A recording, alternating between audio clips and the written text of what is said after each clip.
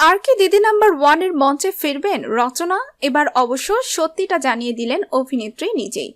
বাংলার প্রতিটি ঘরে ঘরে রচনা বন্দ্যোপাধ্যায় অত্যন্ত পরিচিত একটি নাম। রচনা সিনেমায় অভিনয় করে যতটা না খ্যাতি অর্জন করেছেন, তার চেয়েও বেশি জনপ্রিয় হয়েছেন দিদি নাম্বার 1 অনুষ্ঠান সঞ্চালনা করে।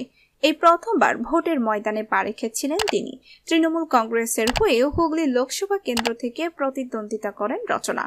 গত 3 মাস ধরে লাগাতার প্রচার চালিয়ে গিয়েছেন। তবে রচনা যবে থেকে প্রচারের ময়দানে নেমেছেন তবে থেকেই শুরু হয়েছে নানান বিতর্ক।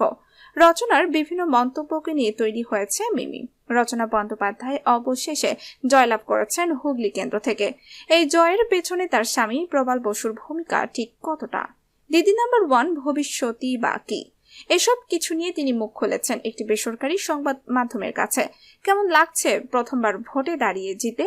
এই প্রশ্নের জবাবে মুখে পরিচিত হাসি নিয়ে রচনার উত্তর, খুবই ভালো লাগছে। তবে তৃণমূলের জয় সব থেকে ভালো লাগছে। দর্শক বন্ধুরা, ভিডিওটি আপনাদের কাছে কেমন লেগেছে তা অবশ্যই কমেন্ট করে জানাবেন। ভিডিওটি ভালো লাগলে শেয়ার করে দিবেন। ধন্যবাদ।